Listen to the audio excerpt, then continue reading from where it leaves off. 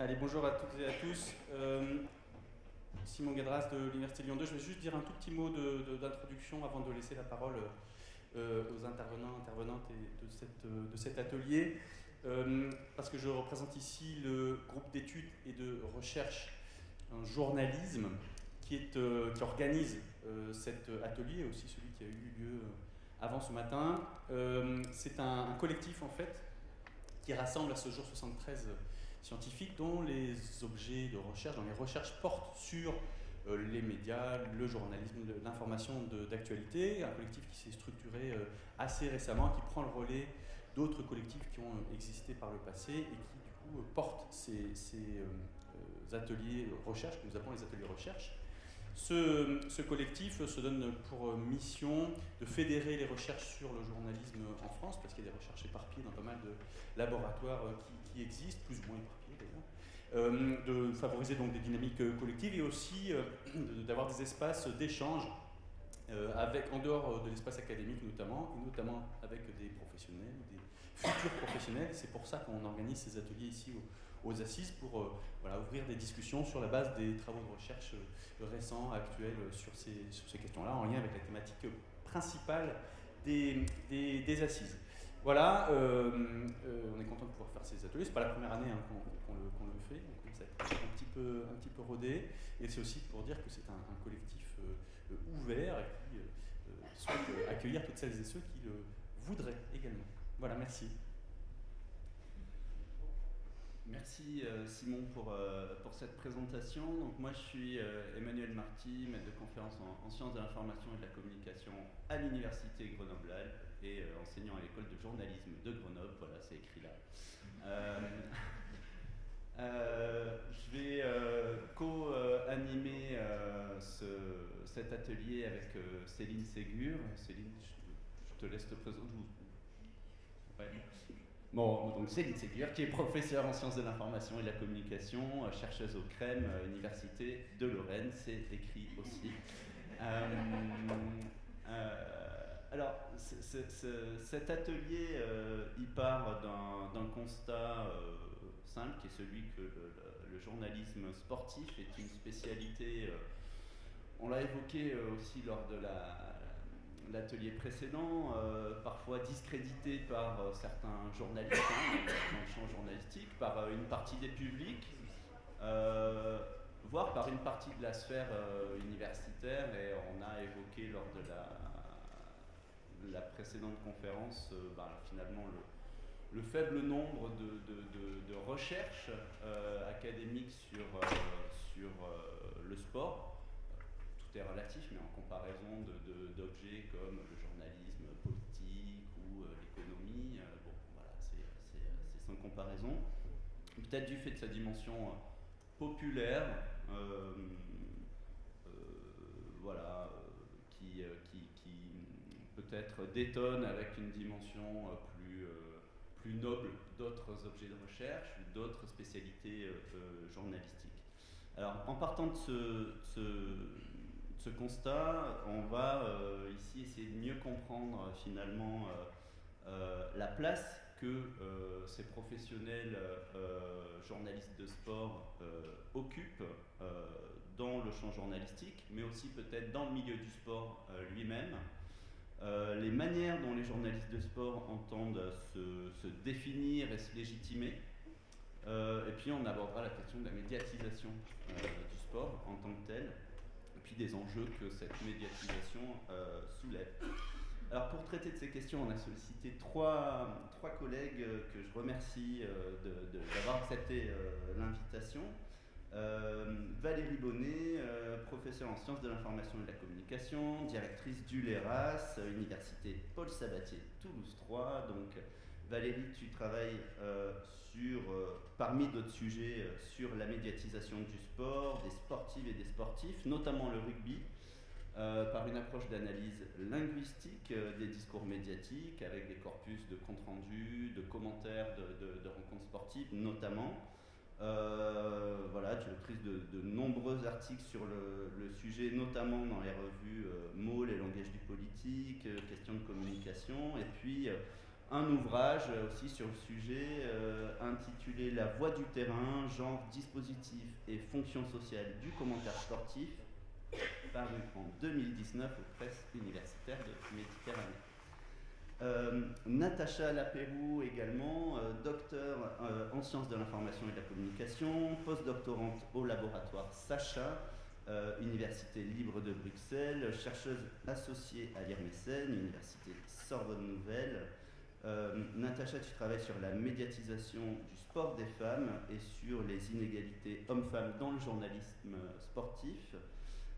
Tu es l'autrice d'une thèse sur les représentations télévisuelles des sportifs de haut niveau, qui se situe au croisement de la sociologie du genre, des médias et du sport, et qui a donné lieu, là encore, à un certain nombre d'articles, notamment dans les revues Questions de communication, là encore, mais aussi Genre en série ou Recherche féministe. Merci d'être avec nous. Et puis Mathias Lalex, maître de conférence en sciences de l'information et de la communication, chercheur à Helico, Université Lyon 2. Mathias, tu travailles sur plutôt initialement les médias locaux et leur lien au territoire, mais tu mènes actuellement une étude sur le journalisme de sport en PQR et la manière dont cette spécialité sport se vit et se raconte dans ce champ particulier du journalisme local. Voilà, donc c'est une étude réalisée à partir d'une vingtaine d'entretiens pour le moment avec des journalistes sportifs et sportives. Une première série de résultats et apparaît dans la revue Études de communication, un article coécrit avec Julien Auboussier et provisoirement ou définitivement intitulé, je ne sais pas, Se raconter journaliste de sport dans un quotidien de PQR, un ethos professionnel en tension. Voilà, donc les présentations sont faites. Je vais peut-être tout de suite céder la parole à Céline pour lancer les échanges sur notre première question de cet atelier. Merci Emmanuel, et puis merci effectivement aux collègues et par avance au public pour votre attention et pour les échanges qui suivront. Alors vous nous voyez sans doute venir avec cet atelier sur le journalisme de sport. La première question va porter sur les journalistes de sport, puisque c'est une des premières choses qui nous intéresse. Qui sont-ils, ces journalistes de sport? Alors, bien sûr, on n'attend pas de vous une cartographie sociologique détaillée et précise de ce groupe professionnel, mais est-ce que, à partir de vos différents terrains de recherche, vous pourriez nous donner quelques éléments, quelques caractéristiques de ces journalistes de sport? Alors, peut-être Valérie, pour commencer, avec un point de vue plus général et peut-être un peu historique, et puis ensuite les collègues avec une focale un peu plus précise. Oui, effectivement, moi j'ai pas beaucoup travaillé sur la contemporanéité du journalisme de sport. En fait, j'ai vraiment abordé ceci par les discours, mais pour mon travail sur le commentaire sportif, j'ai travaillé vraiment sur l'historicité du journalisme de sport, et notamment dans les médias radio-télévisuels. En fait, ce qu'il en ressort, c'est qu'au départ, il y a une hésitation de la part des médias, donc la radio dans un premier temps et la télévision ensuite, c'est qui recruter. C'est ça qui est intéressant, c'est quand on a la naissance d'un média, et bien, quelles compétences va-t-on mettre en avant? Et j'ai travaillé notamment sur les médias français, enfin, sur la radio-télévision française et anglaise principalement, et on voit qu'il y a des hésitations entre, y compris à la BBC, il y avait la recherche-développement, tout comme à la RTF.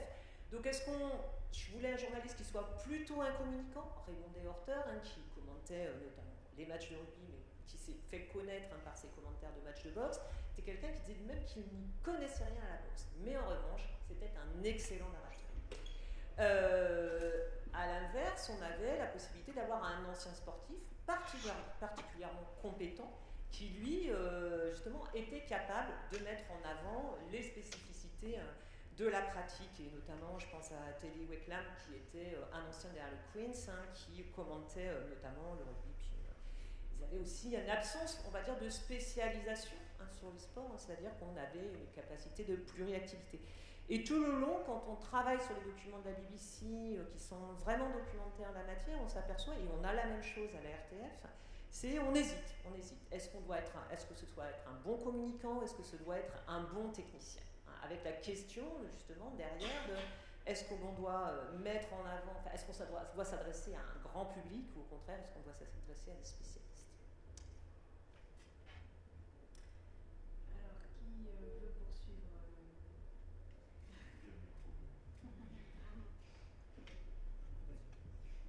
Alors du coup, moi c'est bon, ça fonctionne, ouais, c'est bon. Du coup, je vais parler du coup de qui sont les journalistes de sport en presse quotidienne régionale.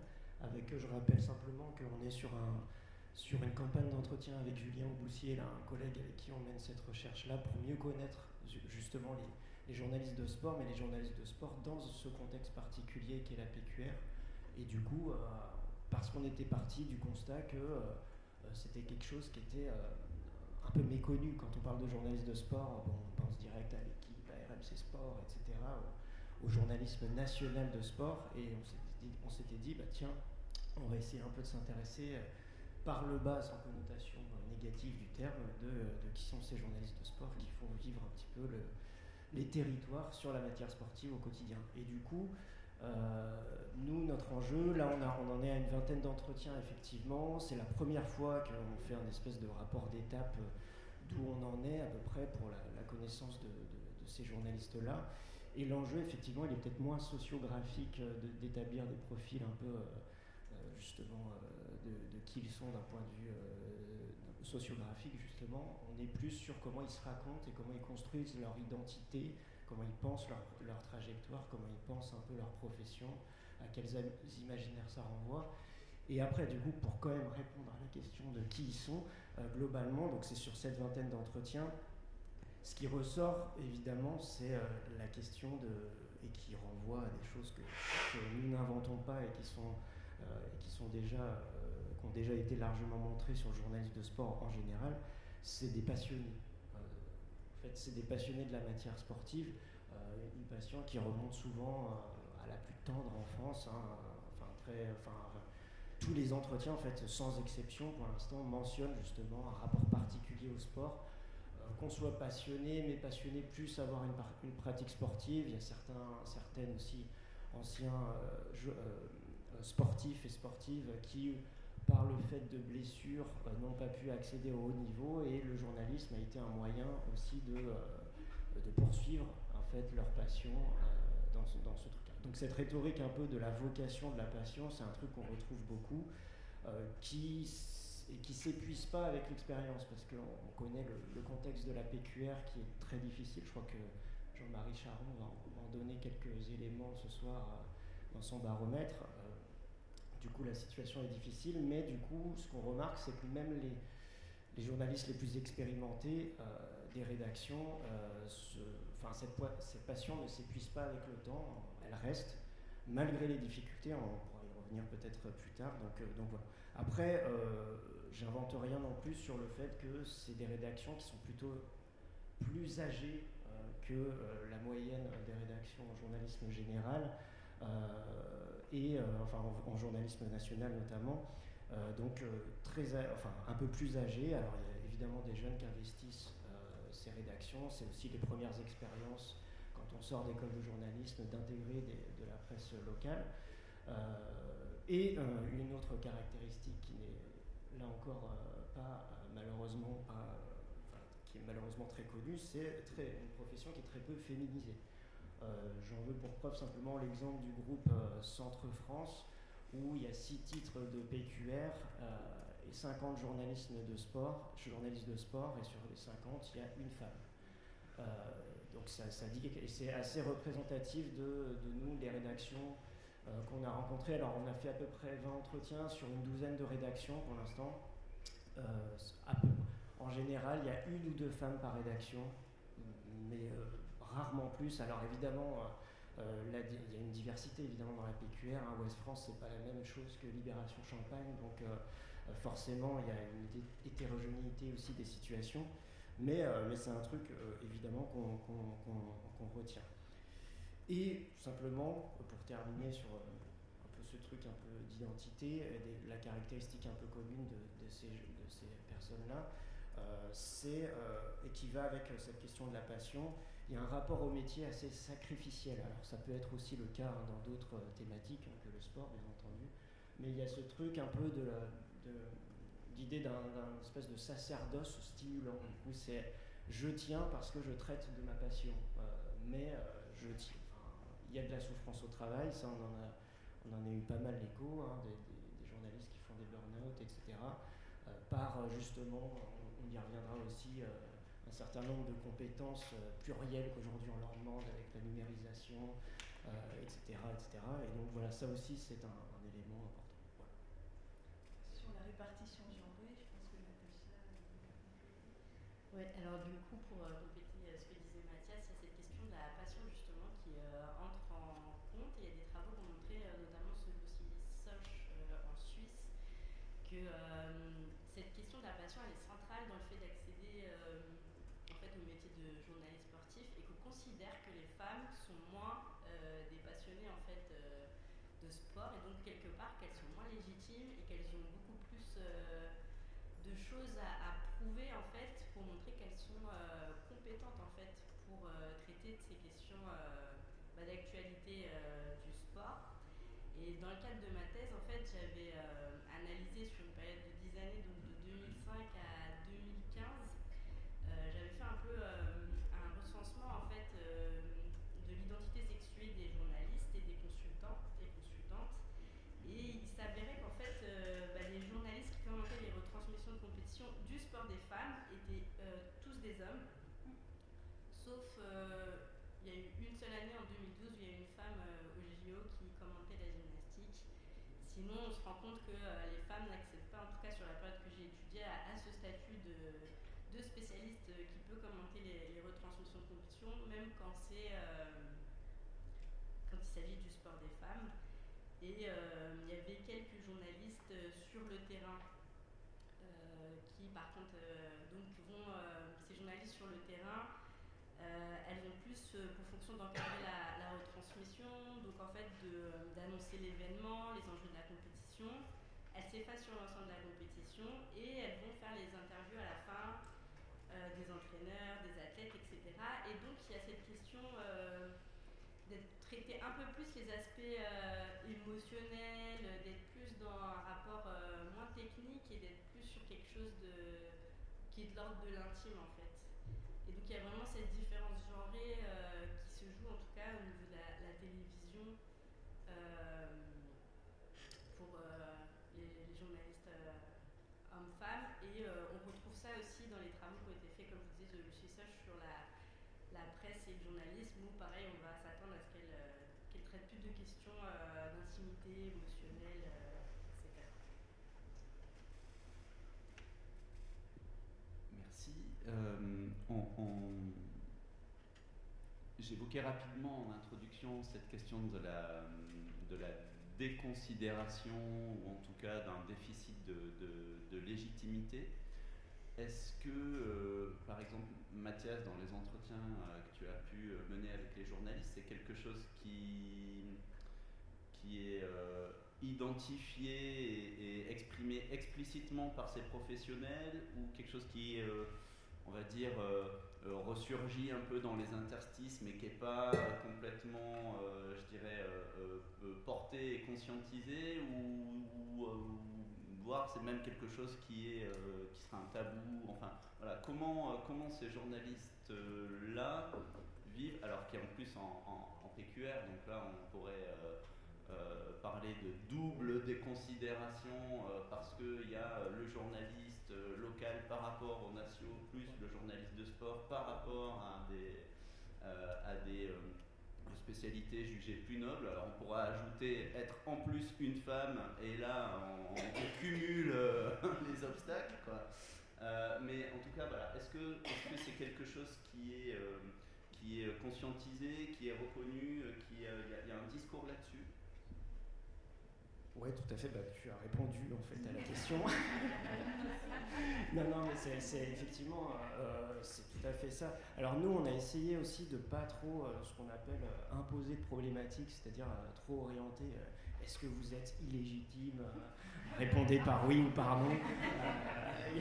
Et du coup, alors, évidemment, on a posé des questions de manière un petit peu détournée pour arriver sur cette question-là de la légitimité dans le champ professionnel du journaliste. Et en fait, nous, on a tourné la question autour de la perception par les autres rédactions du journal, donc les autres rubriques, société, politique, etc. Et effectivement, il y a déjà une identité d'outsider en fait, qui est fortement mise en avant, alors qui est liée à des conditions objectives du travail de journaliste de sport, qui est en horaire décalé par rapport aux autres, qui est en horaire décalé, qui est le week-end, etc. Donc il y a un fonctionnement déjà objectif de la rédaction qui fait qu'il y a déjà ce sentiment d'être particulier au sein des rédactions. Et effectivement, après, il y a aussi cette singularité un peu subie qui renvoie à des processus de discrédit, comme tu l'évoquais. Alors ça se manifeste différemment selon les rédactions, mais globalement, on est perçu en tant que journaliste de sport par les autres rédactions comme des gens qui s'amusent. C'est un truc, nous on est perçus comme les gens qui vont se marrer, qui vont boire des coups, qui vont au stade, etc. Et donc il y a ce truc-là de se dire que en fait c'est pas très sérieux, c'est de l'ordre du divertissement, et donc ça participe un peu à une forme d'illégitimité. Tu parlais en introduction de matière moins noble, c'est un peu comme ça, et ça c'est très partagé. C'est un truc qui revient très très souvent. Donc on s'amuse, on a un fonctionnement particulier. Mais en même temps, il y a quand même une identité singulière qui est revendiquée, dans le sens où, justement, pour se relégitimer dans le champ professionnel en général du journalisme, il y a ce truc de dire on a des compétences particulières quand on est journaliste de sport. Il y a le rapport déjà au savoir d'expertise lié à la matière qu'on traite, bien entendu, et il y a une compétence qui est souvent mise en avant, c'est la question de savoir travailler rapidement. C'est-à-dire que voilà, quand on a un horaire de bouclage d'un journal qui intervient en milieu, fin de soirée, on a une rencontre sportive qui se termine à peu près au même moment, et ben, il faut savoir écrire très rapidement, et donc ça c'est quelque chose qui est fortement mis en avant en termes de singularité. Donc voilà à peu près. Donc c'est à la fois, oui, c'est perçu comme du disque, un peu illégitime par les autres rédactions, mais en même temps on revendique quand même cette singularité. Alors en ce qui concerne ce sentiment d'illégitimité, ou en tout cas cette position auxiliaire dans la radio-télévision, on le voit avec le rapport dual avec le consultant. Où quand j'évoquais Teddy Wecklam, il avait son journaliste avec lequel Teddy Wecklam interagissait, posait des questions du type et donc au rugby il joue avec un ballon qui n'est pas rond, voilà, alors, il y avait l'idée de didacticité bien sûr, mais aussi de mettre en avant le prestige et le statut du consultant et sa compétence, et c'est vrai que les journalistes de sport, quand même, quand on fait toute une carrière sur un sport, parce que maintenant il y a davantage de spécialisation, on peut dire que ces personnes-là ont de vraies compétences. Moi je connais des rugbyman qui me disent, tu sais, moi les règles, il faut que je les révise à chaque début de saison, évidemment ils ne jouent pas dans le top 14, vous en doutez, mais il y a une vraie compétence chez les journalistes de sport qui est quand même mise en retrait par rapport à la compétence et l'expérience du terrain du consultant. Après, moi, je me pose ici la question du consultant, parce que quand on a des canteloups qui commentent les JO en équitation, ou alors même si c'est un très bon cavalier, et ça, on l'a eu avec... comment il s'appelle, enfin, Cantet, non, pas Cantet, enfin, bon, bref, ce journaliste, cet acteur... Canet, on a eu Jean Rochefort, on voit qu'il y a des fans dans la salle, de l'équitation bien sûr, Jean Rochefort, etc. On peut se poser la question aussi du statut du consultant, parce qu'on est susceptible de prendre un people pour assurer un poste qui est également extrêmement technique. Donc avec cette question, peut-être que tout le monde, somme toute, peut être journaliste de sport ou consultant sportif. Il suffit d'avoir un petit peu de passion, un petit peu d'intérêt. Et cette double compétence, qui était une valse hésitation au début dans la création du métier, de la profession, on voit qu'il y avait cette hésitation entre les compétences sportives et les compétences communicationnelles, et que, somme toute, cette valse hésitation, elle est comme toujours un peu là, si on en est à prendre effectivement des pipeaux, des acteurs, qui vous voulez, pour faire un commentaire sportif. Alors, pour compléter la partie que dit Natacha, si être journaliste sportif, c'est une profession effectivement où les gens s'amusent, chercheur travaillant sur le sport, c'est aussi une profession où on s'amuse beaucoup. Hein. On n'a pas un vrai terrain de recherche, pour être tout à fait honnête. Il y a cette question de légitimité qui se pose aussi. En tout cas, moi, parce que ce que j'ai analysé, c'est ce que je vous disais, hein, les femmes, elles ont vraiment leur preuve à faire, elles sont très peu reconnues. Et ce qui était intéressant dans ce que j'ai étudié, pour revenir sur la question des consultantes et consultants, c'est que les femmes, par contre, elles accédaient, elles étaient légitimes pour accéder au statut de consultante, en fait. On leur laissait la parole en tant qu'experte, ancienne sportive de haut niveau, pour donner un angle un peu plus technique sur le règlement, etc. Et ça permettait un peu de varier un peu les discours. Et en tout cas, sur le sport de manière générale, il y avait les travaux de Karim Souaneff qui montraient finalement que le journalisme sportif, c'était quelque chose qui était considéré comme une profession peu intellectuelle, et c'est ce que je disais en fait, où on s'amuse un peu, c'est un travail passion, et qui est finalement pas très sérieux, alors que ça demande en vrai quand même des compétences en termes de narration, en termes de divertissement, de dramatisation en fait aussi de l'événement, hein, puisqu'il y a une issue dont on ne connaît pas le résultat, et c'est vrai qu'il y a un déficit en tout cas de légitimité, et même sur les journalistes sportifs qui deviennent parfois même des vedettes. Je pense à Thierry Roland par exemple, qui a été beaucoup aussi moqué parfois. C'est juste un tout petit truc que me fait penser Natacha, c'est aussi la façon dont se présentent les journalistes sportifs. On leur a demandé aussi, nous en PQR, quand on vous demande votre métier, qu'est-ce que vous dites, et il y a vraiment ce truc et qui renvoie à la légitimité de dire non, je ne suis pas journaliste sportif, je suis journaliste de sport, pour dire, dans un optique de vernis peut-être un peu de la profession. Et ça aussi, ça vient d'une histoire liée aussi à l'organisation syndicale de ce champ particulier du journalisme de sport, qui aussi incite à dire je suis journaliste de sport et pas journaliste sportif. Et ça, c'est un truc qu'on retrouve vachement. Et juste pour compléter juste un petit truc, il y a un truc qui est intéressant aussi dans ma thèse, c'est qu'il y avait une boxeuse qui s'appelle Lucie Berthaud. Son parcours il est assez intéressant parce que c'est une ancienne boxeuse de haut niveau, mais qui est aussi journaliste.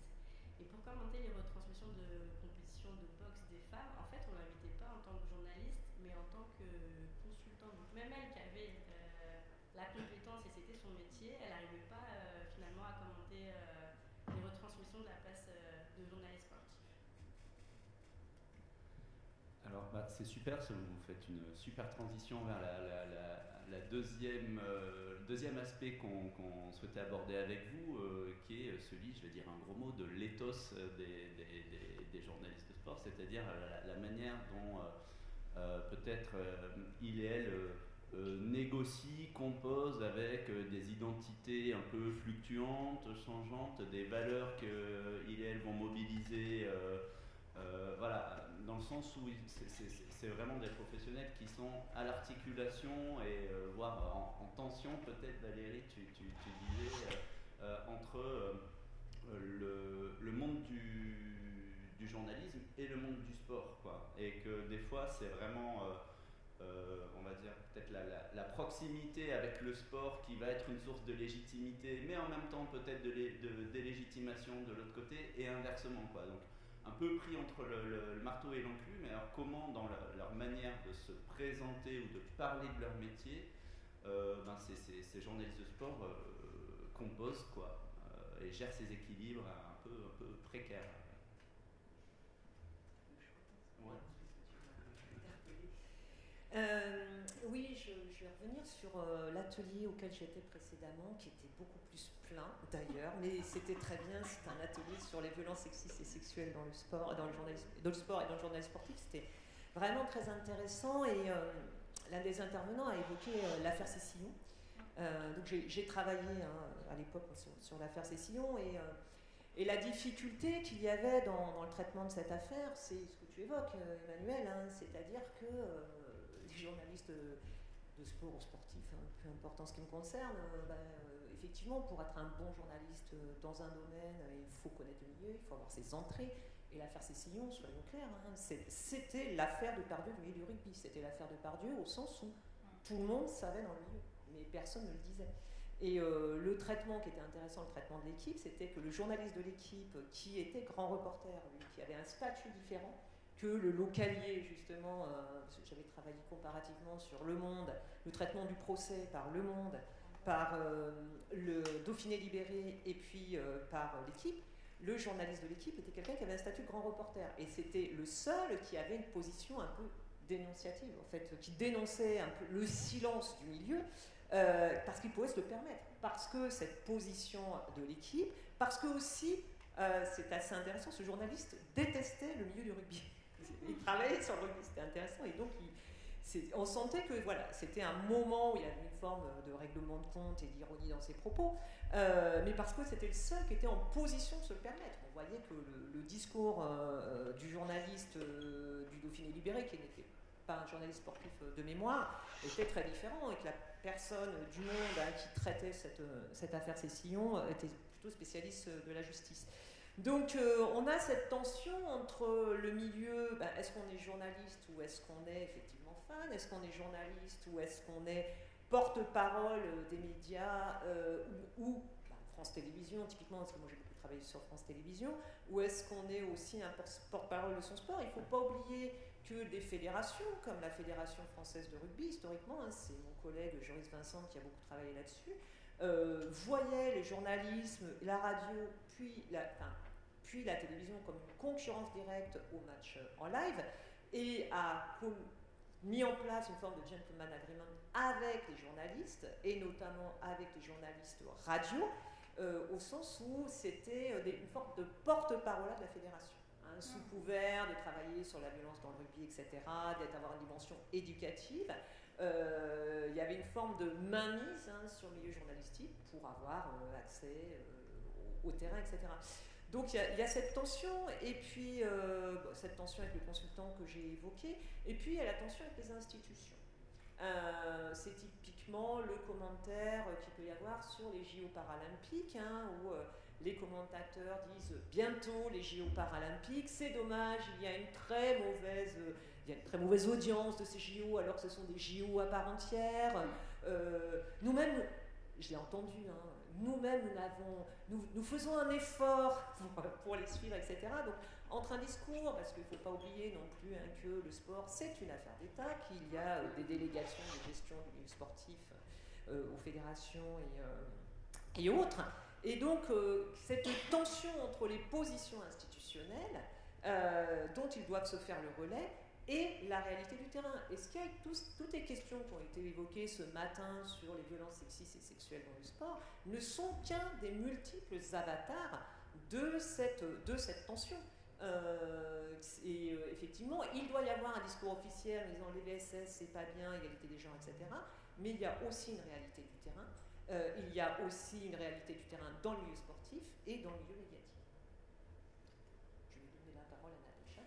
Oui, non, on le voit en fait, les femmes, en tout cas dans le journalisme sportif, elles accèdent au statut en tout cas de commentatrice de plateau, parfois, ou un peu de reporter dans les JT, etc. Et c'est vrai qu'on a eu plusieurs affaires comme ça, on a vu des femmes se faire agresser en direct alors qu'elles faisaient une interview ou ce genre de choses, et ça pose une vraie question de quel est le statut de la femme journaliste, est-ce que dans quelle mesure son apparence physique aussi elle a une importance pour qu'elle soit légitime en fait, ce qu'on n'attend pas forcément d'un homme en fait, de ce point de vue là, qu'il soit beau ou pas, c'est pas quelque chose qui compte forcément, alors que pour une femme c'est des choses qui, c'est pas que dans le milieu du sport malheureusement, mais qui rentrent souvent en ligne de compte, et donc se pose en tout cas cette question de la légitimité des femmes. Et je me souviens qu'à un moment à Téléfoot, il y avait aussi qui s'occupait de commenter le foot, et ça pose cette question de la légitimité, justement, ce que tu disais, qui peut commenter, est-ce que tout le monde peut commenter, et est-ce qu'une femme, son rôle, c'est d'être une spécialiste du sport ou d'avoir une certaine image qui passe bien à l'écran, en fait. Oui, du coup, oui, alors, effectivement, alors sur le rapport à la critique, j'essaie de me remettre en marche. Le rapport à la critique en contexte de PQR, donc pour les journalistes de sport, le rapport au terrain, évidemment, ça aussi c'est quelque chose qui est hyper important dans le contexte, dans l'identité aussi, et dans un rapport un peu émotionnel au terrain. Les journalistes de sport se disent qu'ils ont un amour du territoire qu'ils couvrent. Mais en même temps, effectivement, ça peut poser des soucis aussi en termes de rapport un peu distant avec son terrain. Alors, les journalistes interrogés nous disent toutes et tous que ce sont des journalistes avec un grand J, avec la sainte éthique déontologique de l'objectivité, etc., qui est fortement mise en avant. On est certes proche du terrain, mais on est journaliste avant tout. Ça, c'est quelque chose qui revient souvent dans le discours. Mais effectivement, il y a une position parfois, on parlait de tension, mais un peu malaisée en fait par rapport à leur rapport aux sources, parce que effectivement, dans le contexte de la presse locale, on est au quotidien avec les acteurs que l'on traite dans la couverture médiatique du sport. Et en fait, ça, ils le disent.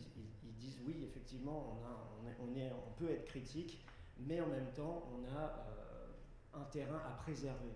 Ce truc de préservation du terrain, effectivement, c'est un problème qui se pose avec acuité là, sur la PQR.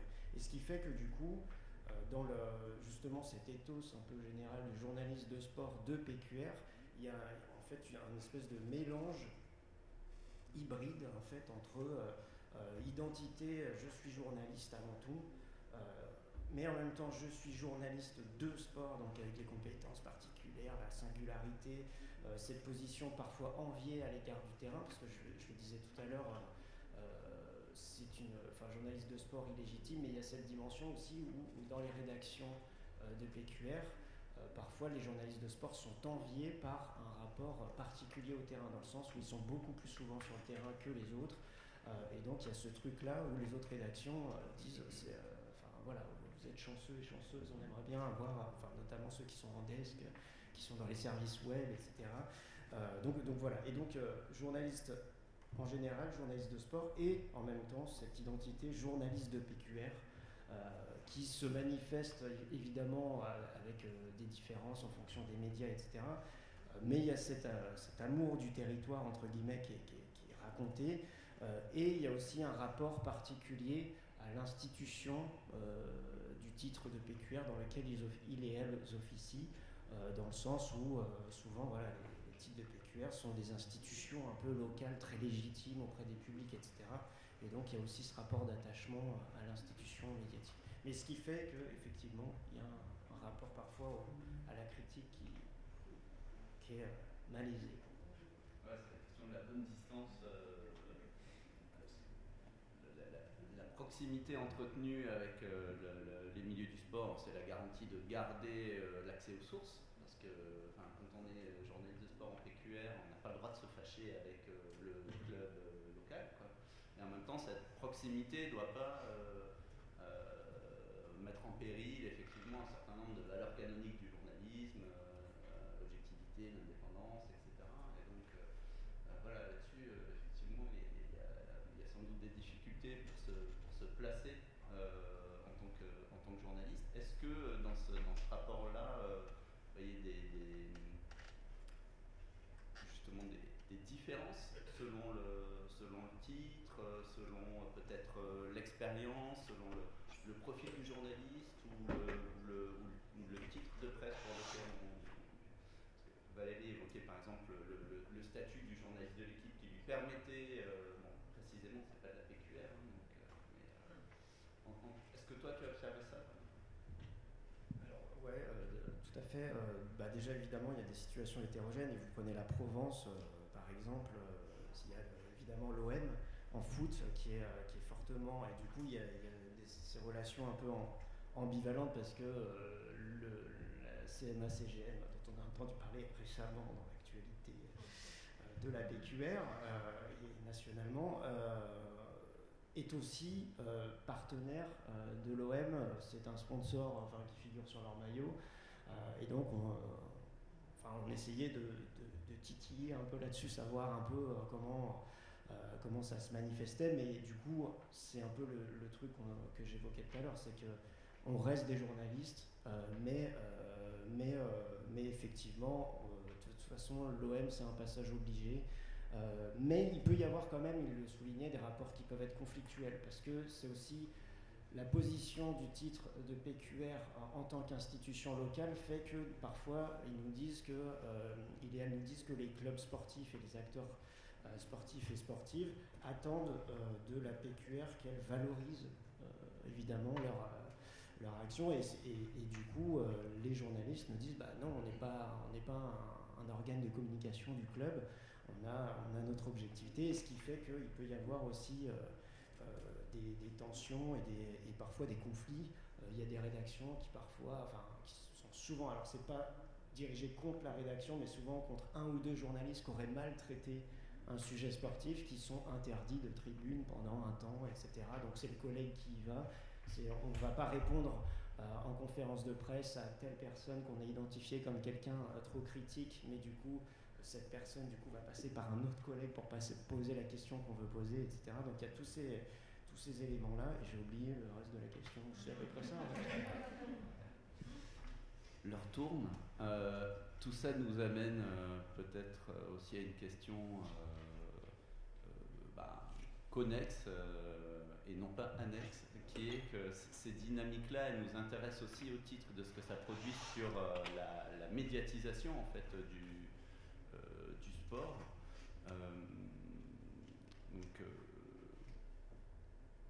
Est-ce que de votre point de vue, il y a des liens vraiment identifiables entre les positions qu'occupent les journalistes, les services, les médias et les manières dont le sport, les sports et les sportifs et les sportives sont médiatisés, quoi.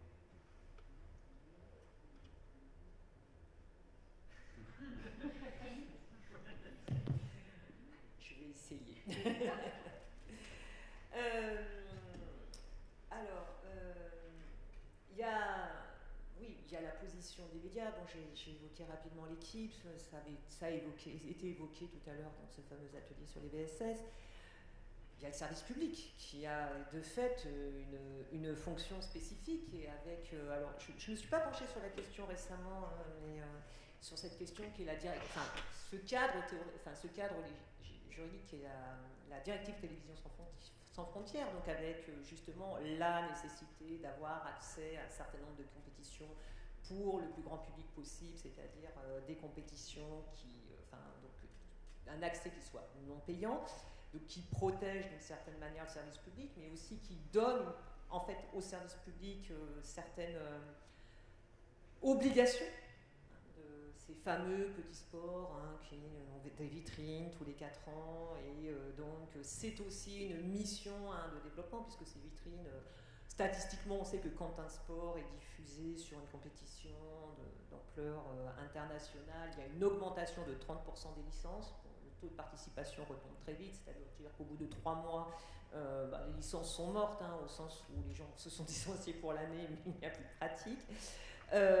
Donc il y a aussi des logiques contraintes et de fait réciproques.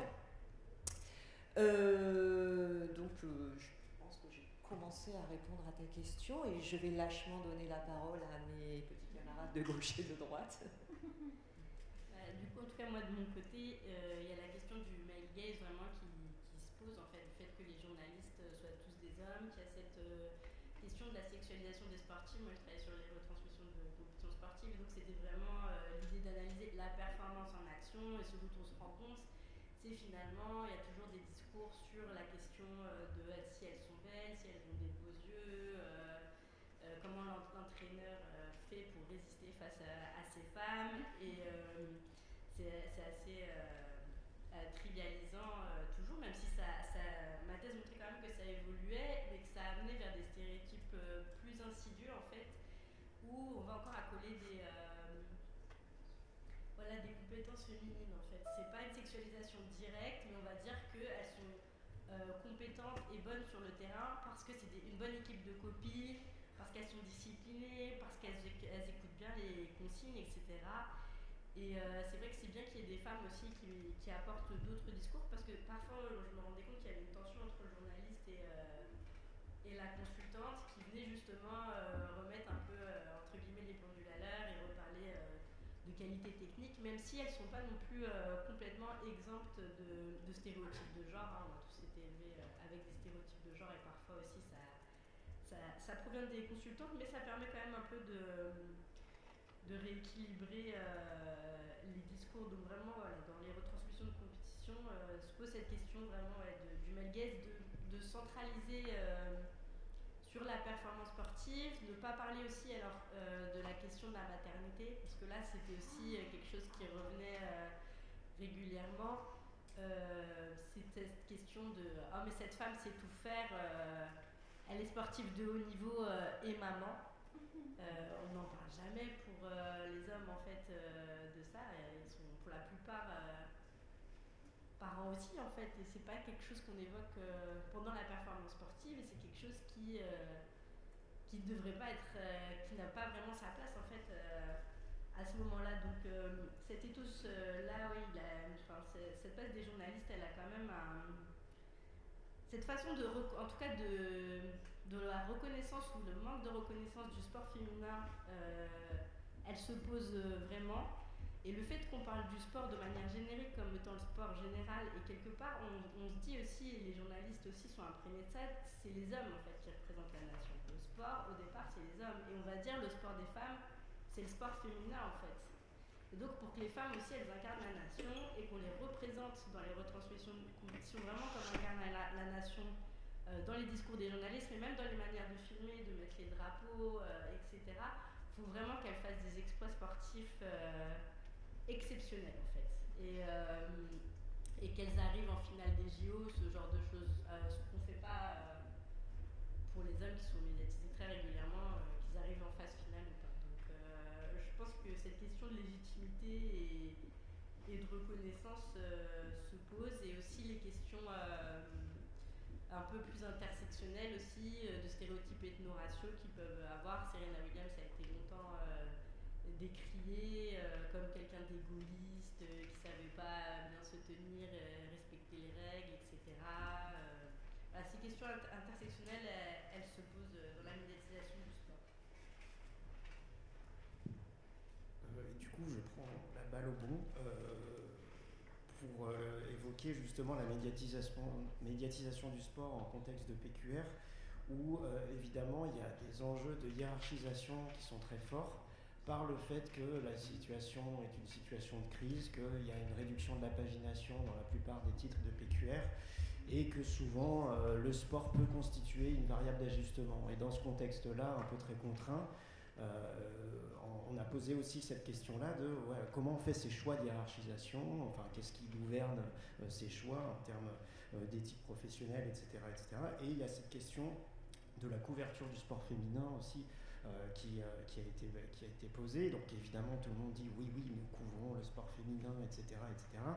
Mais non, on est encore à la traîne. Ça c'est quand même évidemment souvent évoqué.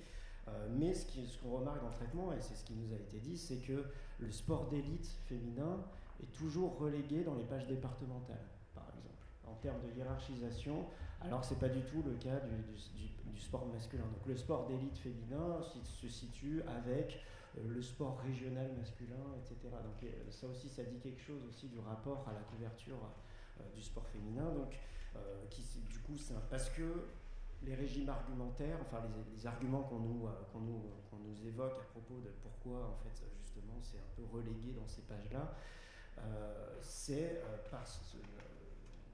au-delà de la question du niveau sportif qui gouverne la hiérarchisation de la couverture sportive dans les médias locaux, hein, parce que plus on est du sport d'élite, plus c'est couvert, grosso modo c'est un peu ce qu'on nous dit. Mais pour le sport féminin, il y a un autre argument qui arrive, c'est oui, mais ça ne fait pas d'audience.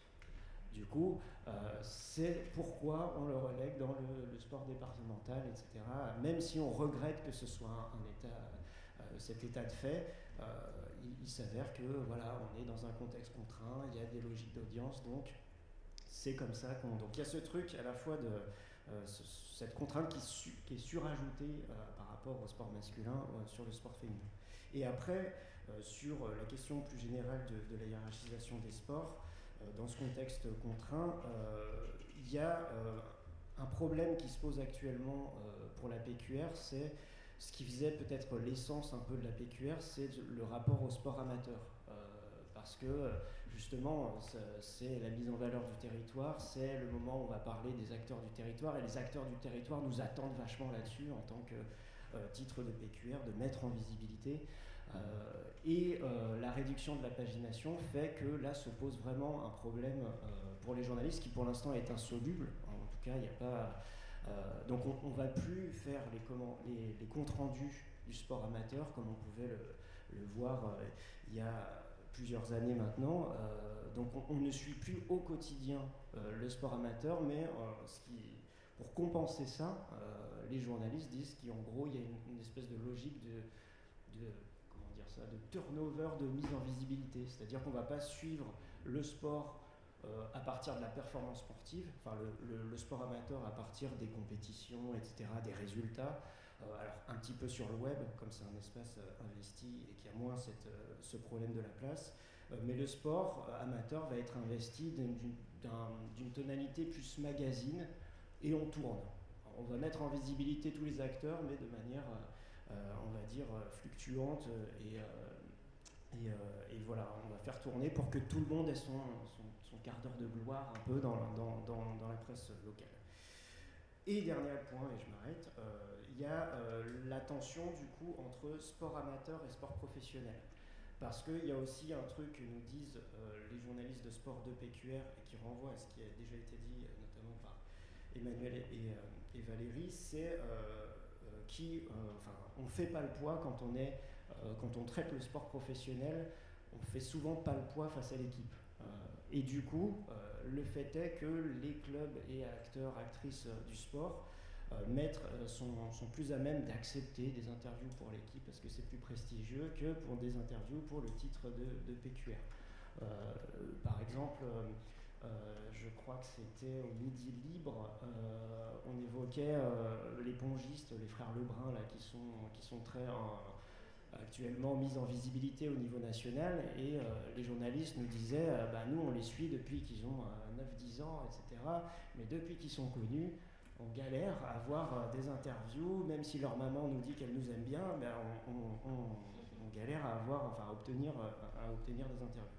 Donc il y a ce truc-là de différentiel de légitimité, et il y a aussi la question du verrouillage, qui n'est pas nouveau, mais qui est renforcé, du verrouillage par la communication du sport professionnel, dans le sens où justement la couverture médiatique du sport professionnel devient très standardisée et très contrainte par la communication. J'invente rien, Dominique Marchetti notamment l'avait déjà bien montré, mais c'est quelque chose qui d'ailleurs commence à intégrer le monde amateur, mais qui est vraiment un problème pour la couverture de ce sport professionnel, ce qui fait que par exemple au Progrès, donc dans la région lyonnaise, les journalistes de sport nous disaient prendre plus de plaisir à couvrir le sport amateur qu'à couvrir le sport professionnel, qui était tellement verrouillé que finalement, au-delà de faire des comptes rendus de match et d'avoir une interview avec un tel où il y a l'attaché presse à côté qui dit s'il faut répondre ou pas à la question posée, le sport amateur devient un espace de liberté et de réinvestissement des mythes un peu professionnels du journalisme, l'investigation, le rapport au terrain, etc.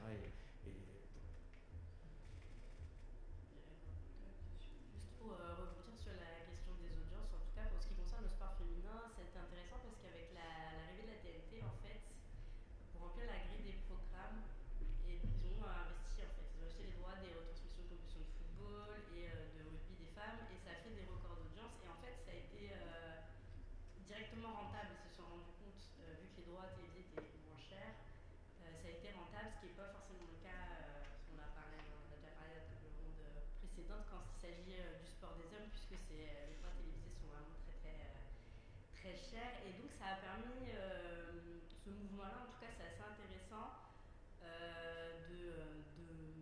d'augmenter la diffusion des championnats du monde, en tout cas de football et de rugby des femmes, et de les médiatiser par la suite sur des chaînes plus grand public qui ont investi sur ces sports-là, comme TF1 ou France 2 en tout cas par la suite. Donc on se rend compte finalement que cette question des audiences aussi, elle est centrale en fait dans la façon dont les médias en tout cas et les journalistes vont gérer ces sports et les médiatiser. Si je peux me permettre de rebondir sur tes propos, c'est que ces compétitions ne sont pas en concurrence avec des compétitions des hommes. Non, c'est vrai. Et d'ailleurs, les programmations sont faites en ce sens. Les programmations de compétition sont faites déjà pour tenir le calendrier sur l'année. Il y avait une enquête dans l'équipe il y a une vingtaine d'années où on peut regarder du sport 24 heures sur 24 toute la semaine. Enfin, tout le week-end. À l'époque, c'était le week-end. J'avais travaillé récemment sur les programmations. Je pense qu'avec une bonne série d'abonnements, on peut tenir 24 heures sur 24 toute la semaine. Mais voilà, il faut remplir ces grilles, ce qui est effectivement un vrai problème. Et effectivement, ça a permis aussi à des petits sports d'avoir de l'audience. Mais il y a des économies d'échelle tout à fait. Mais il ne faut pas qu'il y ait une concurrence avec des compétitions phares, ça c'est certain également. Et pour revenir là sur ce que tu pouvais dire, c'est que le discours des journalistes, et c'est aussi le discours des entraîneurs sur les féminines. Je travaille actuellement avec une étudiante qui fait sa thèse sur les féminines en rugby, et les échanges qu'on a pu avoir avec les entraîneurs, c'est on discute avec Patricia, elles sont très émotives, on n'arrive pas à leur parler. Voilà, trouvez-nous les mots. L'idée c'était est-ce que vous pouvez nous donner les mots pour parler à ces féminines, parce que et voilà, il y a aussi derrière tout ça un discours ambiant, de toute façon. Le journaliste est un individu situé, c'est ce que disait Natacha, et les entraîneurs sont aussi des gens que l'on consulte quand on est journaliste, et aussi des gens avec lesquels on a des échanges. Et ce discours-là, c'est aussi le discours des staffs et de l'environnement des sportifs qui ressort. Alors, un dernier point avant de laisser la parole à la salle. Quand nous avons préparé cet atelier, vous nous avez parlé d'une tendance contemporaine que vous observez, qui est que de plus en plus de journalistes investissent les réseaux sociaux numériques. Et donc la question est la suivante, ou les questions, c'est selon les analyses que vous faites, est-ce que ces journalistes sportifs investissent les réseaux sociaux numériques parce que de plus en plus de sportifs investissent eux-mêmes les réseaux sociaux numériques avec beaucoup de succès pour certains? Est-ce que cet investissement dans les réseaux sociaux numériques est une manière pour les journalistes de sport de négocier ces tensions dont on parle depuis ce début de l'atelier, déficit de légitimité, quête de reconnaissance? Ou encore, et peut-être tout ça à la fois, par rapport à ce qu'on vient de dire, est-ce que c'est une manière aussi de s'affranchir peut-être des contraintes éditoriales du média pour lequel on est salarié, ou de s'affranchir de stratégies de communication élaborées au sein des grands clubs sportifs qui peuvent entraver la parole du sportif et donc celle de la médiatisation qui en découle? Voilà, comment est-ce que vous pouvez nous parler un petit peu de ce phénomène, si on peut le qualifier comme phénomène, ou de cette tendance à minima? Mathias avait l'air d'avoir beaucoup de choses à dire. Non, on va voir. Non, simplement, sur l'investissement du web en général dans la PQR, il y a un petit retard sur cet investissement-là, et qui pose des questions justement sur les reconfigurations actuelles que prend la PQR, mais du coup sur le rapport des journalistes justement au web et aux réseaux sociaux numériques. Effectivement, il y a cette question de l'automédiatisation des sportifs et sportives et des clubs sportifs. qui fait que la mise en visibilité n'est plus dépendante des médias. Et donc, par effet ricochet, du coup, les journalistes disent bon, c'est un peu un passage obligé, on doit investir ces espaces pour justement regarder ce qui se passe. Donc, du coup, le statut un peu des réseaux sociaux numériques, il est investi alors de manière très hétérogène par les journalistes de presse locale. Alors, ça dépend évidemment de plein de variables générationnelles, territoriales, etc., des politiques, des stratégies de groupe. Alors, les stratégies de groupe en presse quotidienne régionale, elles sont très fluctuantes à l'égard des réseaux sociaux, comment il faut les utiliser, etc.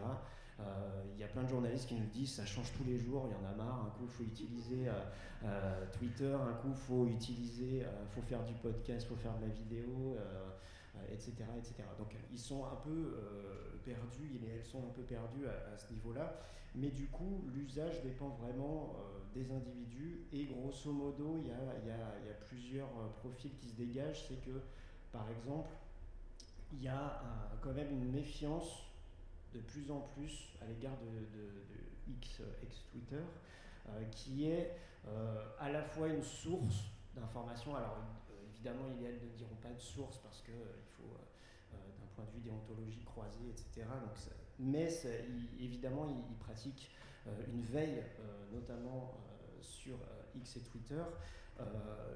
Quelle tonalité, avec quelle posture énonciative il se présente sur Twitter. Alors ça aussi c'est variable. Est-ce que je parle en mon nom? Est-ce que j'ai un ton plus subjectif? Est-ce que je parle au nom de l'institution que je représente? Quel journal? Donc ça dépend de plein de choses. Il y a une variable qui est l'avancement de carrière. En gros, les jeunes générations, alors là aussi je fais un peu, il faudra sans doute nuancer un petit peu ce constat, mais globalement les jeunes générations utilisent notamment X-Twitter comme un portfolio de leur production de manière plus individuelle, donc plus envisagée dans une trajectoire pro à venir, quoi. Ce qui montre parfois un moindre attachement à l'institution du journal, etc. Et du coup parfois d'autres profils peut-être plus expérimentés relaient plutôt une com institutionnelle du journal, les articles publiés dans le journal. Donc c'est assez variable. Et le point un petit peu assez nouveau, alors je ne sais pas si c'est vraiment nouveau, mais il y a l'usage d'Instagram maintenant qui se développe de plus en plus. Et la story Instagram, on nous l'a souvent évoqué en tant que un peu image coulisse, ce truc-là de dire, voilà, de passer dans l'envers du décor, de montrer des images. Alors c'est pas des images volées, mais c'est un peu dans la logique de la presse people, quoi, essayer de montrer l'envers du décor, etc. Et ça, ce truc-là, la story est pas mal utilisée dans cette optique-là. Alors moi, je travaille pas spécialement sur les journalistes actuellement. Je travaille avec des collègues sociologues du sport sur l'utilisation des réseaux sociaux numériques chez des cohortes de sportifs de haut niveau en devenir, des cohortes du Krebs en escalade. Et de fait, tout à l'heure Mathias parlait de professionnalisation croissante des sportifs en termes de communication. Pour certains, ils ont du média training, et pour nous, c'est aussi une demande du Krebs. De cette collaboration qu'on a avec le Krebs de Toulouse, c'est aussi une demande, alors aussi pour faire de l'éducation aux médias, y compris en termes de RPS, de risques psychosociaux auprès de ces jeunes en devenir qui ont en plus une double carrière, un agenda extrêmement chargé, dans un contexte d'explosion de l'escalade, puisque sport olympique, etc., et pour les alerter, mais les entretiens que mènent mes camarades sociologues montrent qu'il y a une véritable formation sur le terrain, sur le tas, de ces jeunes sportifs et sportives, parce que, alors, là pour le coup, on retrouve tout ce qu'évoquait Natacha, évidemment, quand on a une belle plastique, c'est mieux, surtout que l'escalade, c'est un sport qu'on pratique souvent un peu dénudé, donc c'est mieux pour les stories Instagram et tout ce que vous voulez. Bon, bref, au total, les choses ne bougent pas beaucoup, il faut être honnête. Et justement, souvent, c'est souvent d'ailleurs les filles qui se sont beaucoup emparées de ces réseaux sociaux numériques, où on voit qu'elles ont développé une véritable compétence. Quand poster, que dire, que faire, etc. Et de fait, parce qu'il y a une nécessité pour ces sportives et ces sportifs qui n'ont pas les moyens que peuvent avoir des rugbymen, des footballeurs, etc., ils savent qu'il va falloir qu'ils se débrouillent économiquement.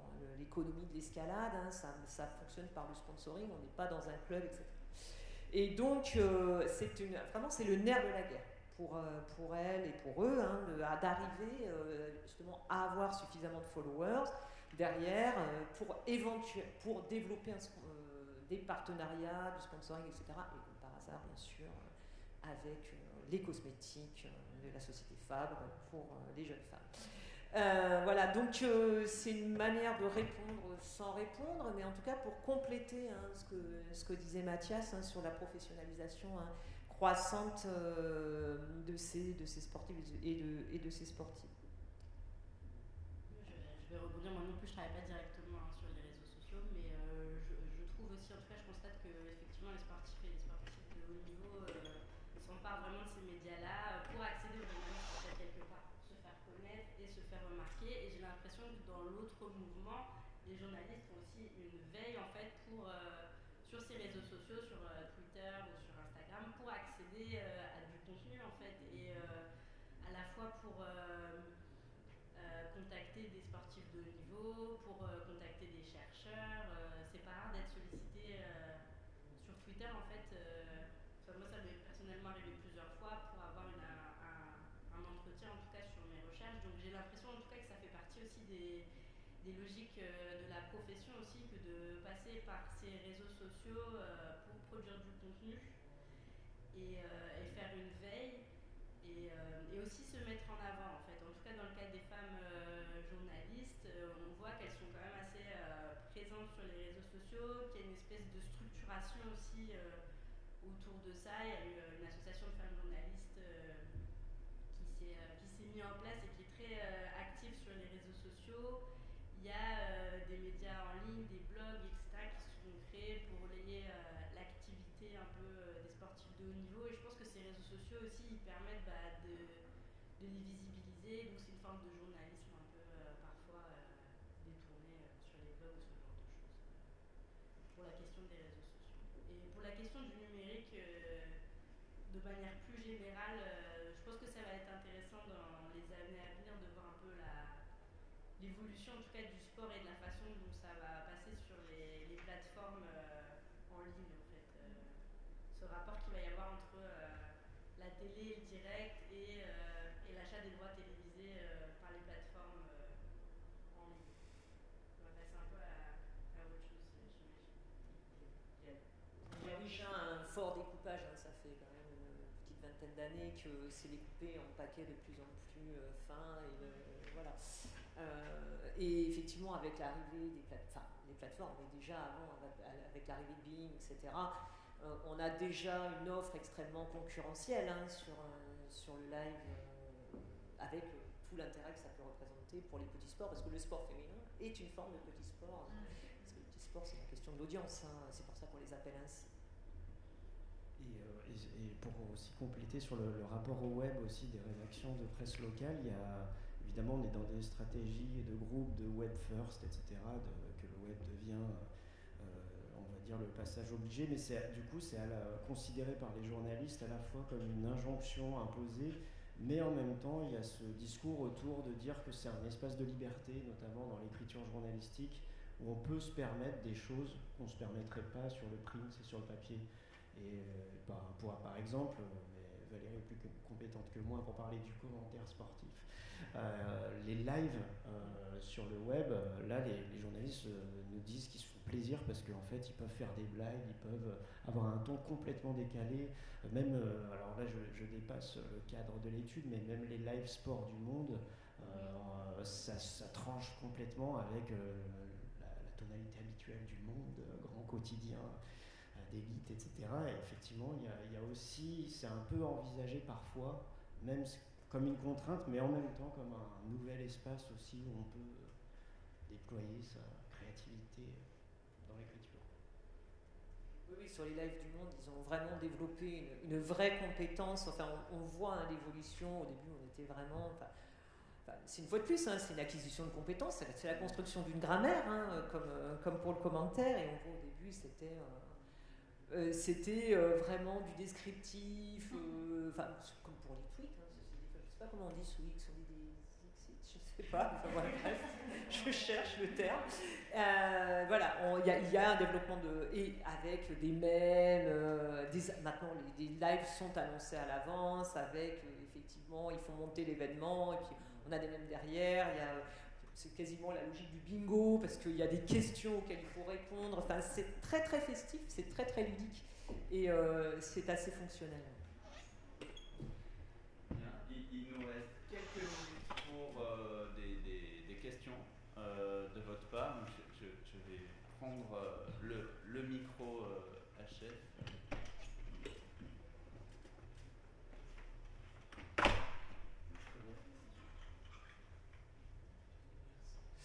Bonjour, Florent Pichet, je suis étudiant à l'école de journalisme de Tours. Moi j'avais une question concernant un peu les frontières et la légitimité des journalistes sportifs. J'ai un peu le sentiment qu'il y a une idée qu'un journaliste qui est compétent dans le sport ne pourrait pas plus tard dans sa carrière aller vers d'autres filières, que ce soit par exemple internationales, qui sont vues comme plus nobles ou plus sérieuses. Est-ce que c'est quelque chose que vous remarquez et pourquoi est-ce qu'il y a cette idée que, parce que j'ai l'impression que c'est spécifique au sport, ce serait pas un domaine de compétence pour d'autres matières et qu'on serait enfermé comme un entonnoir duquel on peut plus bouger plus tard.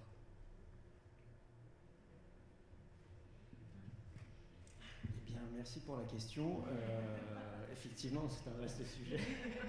Alors, dans le contexte de presse locale, ce que je peux en dire, c'est qu'effectivement, les journalistes, justement, se réclament comme étant compétents dans d'autres thématiques. Et justement, les compétences particulières dans le journalisme de sport, notamment le rapport à la rapidité dans l'écriture, etc., pourraient être mises à profit dans d'autres thématiques. Donc, mais effectivement, en tout cas, quand on leur pose la question sur comment ils envisagent leur carrière, en général, c'est dans le journalisme de sport. Tout en disant qu'ils sont capables de faire... alors parfois, évidemment, ils ont eu des expériences dans d'autres rubriques, mais c'est vrai que le journaliste de sport s'envisage un peu en silo dans une trajectoire professionnelle, ce qui fait que du coup, il y a une des problématiques qui est soulevée par les journalistes notamment, c'est de dire aussi, quand on est absent, il n'y a personne qui peut nous remplacer, parce qu'on a un savoir sur le sport que n'ont pas les autres rubriques, et en plus c'est des gens qui s'en foutent du sport, donc ils n'ont pas envie de nous remplacer, ils n'ont pas envie d'aller voir tel match parce que je suis malade, etc. Donc il y a aussi ce truc de silo et l'interchangeabilité, alors même qu'ils disent que ça fait appel à des compétences voisines, c'est vraiment considéré comme pas possible, quoi, et c'est vécu comme tel, quoi. Je me pose la question parce que j'ai croisé Michel Denisot là tout à l'heure, c'était un grand moment d'émotion, mais vous ne pouvez pas comprendre, vous êtes trop jeune. Je me suis permis de snobber, c'était un grand moment dans ma carrière. Mais historiquement, vous avez des tas de journalistes. Michel Drucker était journaliste sportif. Et Michel Denisot, on le sait un peu, mais voilà. Stéphane Collaros, pareil, vous ne pouvez pas comprendre des jeunes. Voilà. Mais je pense que c'est aussi lié à la professionnalisation du journalisme sportif, c'est-à-dire qu'on a, je cite quelques exemples. Voilà. Pascal Pro, voilà. Mais mon préféré restant Dominique Le Glou, qui est resté fidèle au poste jusqu'au bout. Mais voilà, je pense qu'il y a aussi, j'évoquais ces atermoiements, bon communicant, bon sportif, etc. Mais c'est aussi qu'à un journalisme un peu supporter, un peu amateur, on a quand même des générations qui ont émergé avec une professionnalisation. Et c'est peut-être pour ça qu'il y a ces logiques de silo et qu'il est plus compliqué de passer à d'autres compétences. C'est pas forcément une malédiction, en fait. Donc il y a cette question dont tu parlais, Mathias, de passion, en fait. On imagine toujours un peu le journaliste sportif comme un passionné de sport qui s'intéresse au sport et qui est spécialisé dans le sport. Et je pense que ce métier s'est structuré un peu autour de ça aussi, en partie. Ce qui fait qu'on est un peu dans une case dans laquelle on n'est pas forcément complètement malheureux.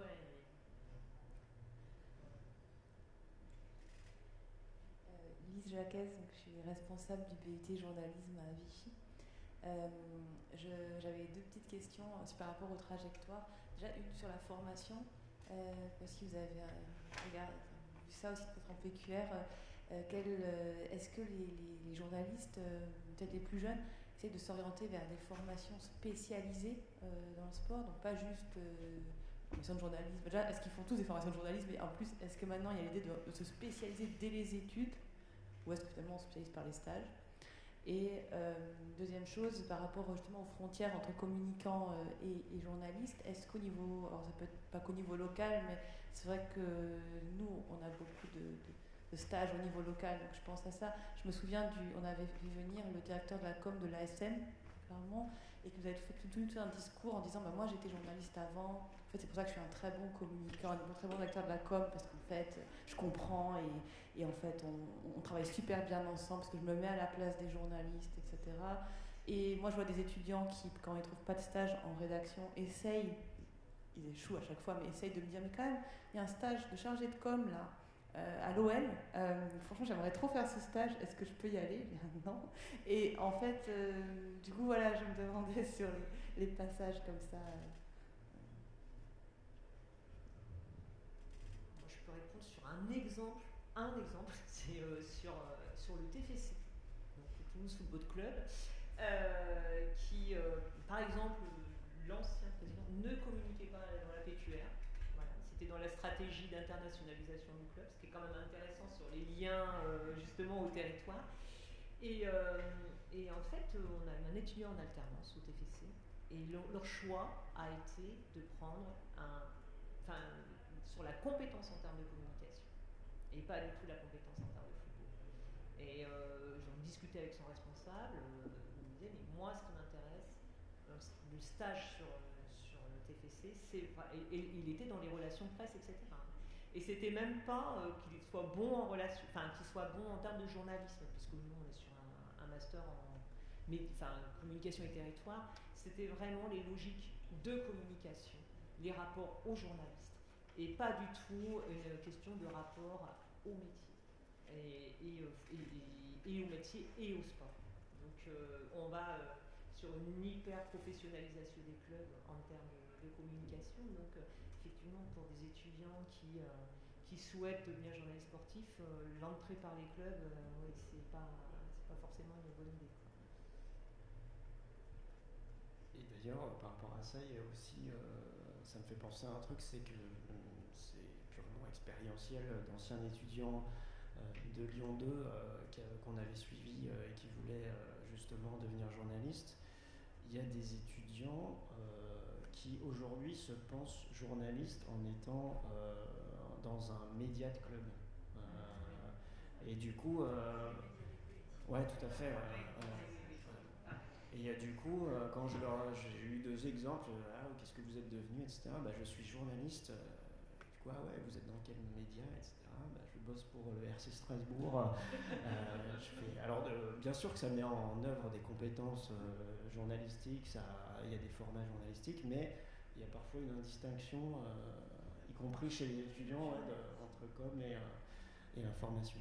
Et après, sur ta question sur la formation, je t'avoue que j'ai pas revu là, exactement la question d'où ils viennent. Alors, de mémoire, évidemment que les jeunes générations sont plutôt des générations qui ont fait des écoles de journalisme, qui ont commencé par des formations généralistes à l'université, histoire, lettres en général, et bien souvent ils passent par des écoles de journalistes reconnues ou pas d'ailleurs.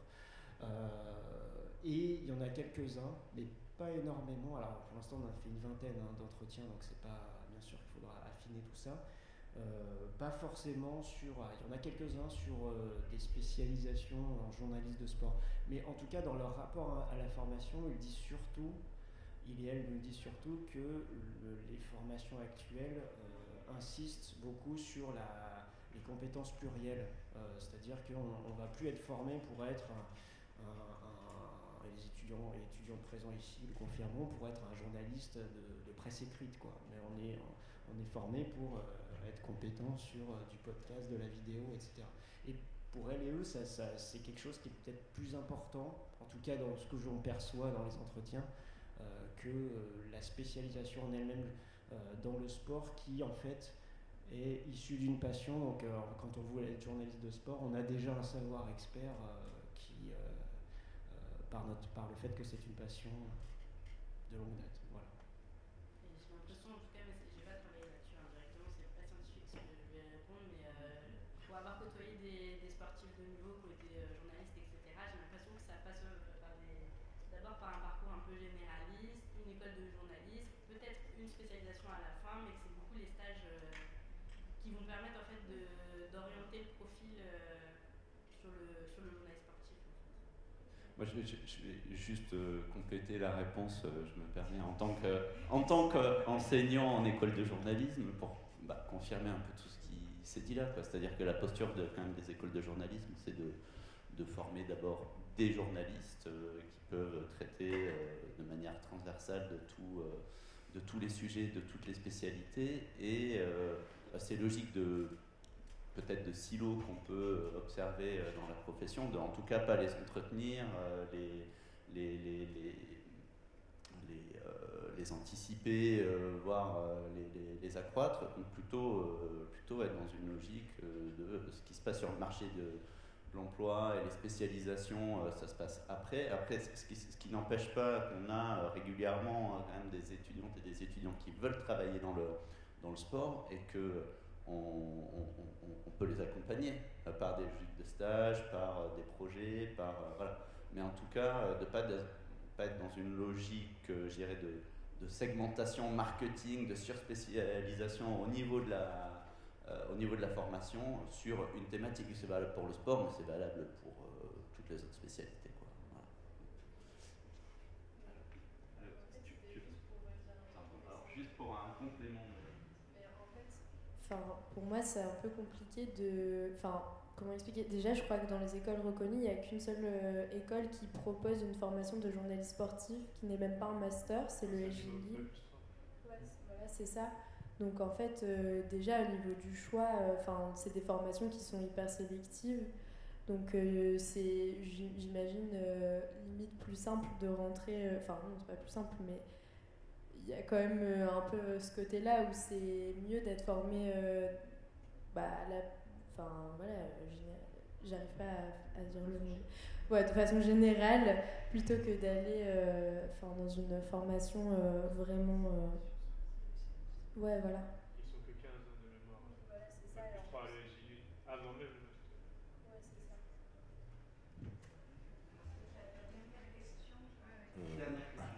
Bonjour, Youssef Chani, journaliste, animateur au Maroc. Je suis venu pour les assises. Moi j'ai une question pour Mathias. Vous avez parlé de passion chez le journaliste sportif. Effectivement, c'est une passion éternelle, donc qui va avec le temps et qu'on commence à avoir un vécu et qu'on commence à avoir un autre métier. Je ne sais pas si c'est nouveau ou pas. Juridiquement parlant, on devient consultant parce qu'on demande de faire réagir le journaliste qui a un vécu par rapport à un événement, parce qu'avec maintenant les télévisions, les réseaux sociaux, c'est le talk. Est-ce que le métier de consultant pourrait avoir sa place dans les recherches et essayer de mettre en valeur le passage d'un journaliste qui peut devenir consultant, peut-être qu'il gagne sa vie autrement, mais être consultant, parce que dans les chaînes télévision françaises, il y a beaucoup d'émissions de talk, il y a beaucoup de consultants, beaucoup d'intéressés, beaucoup de chercheurs. Merci. Merci pour la question. C'est difficile à répondre comme ça parce qu'il faut se projeter et essayer de faire des prospectives futures. Mais toujours est-il que, en tout cas dans le contexte de la presse locale, c'est vrai que les journalistes de sport, avec l'expérience et dans la multiplicité maintenant des supports sur lesquels il faut déployer l'information journalistique, il y a pas mal de titres de presse locale qui ont des plateaux télé en fait, qui sont ensuite diffusés sur le web, etc. Où justement il peut y avoir des thématiques, on va dire d'émissions qui renvoient à la matière sportive. Et là, du coup, on va faire appel à un journaliste de sport en tant qu'expert justement. Alors, c'est pas vraiment consultant, mais en tant que figure d'expertise sur une thématique liée au sport. Et c'est vrai que ça, c'est un truc, peut-être, alors je botte un peu en touche par rapport à votre question, mais un truc qui ressort fortement des entretiens qu'on a réalisés, c'est de dire que le sport, c'est pas que du sport, en fait. Il y a des enjeux qui sont transversaux à d'autres thématiques, et c'est en ça aussi que ça permet aussi de relégitimer une identité professionnelle particulière. Mais après, sur la question du consultant, je vous avoue pas être très compétent pour répondre vraiment de manière scientifique. Peut-être un beau sujet pour une prochaine thèse.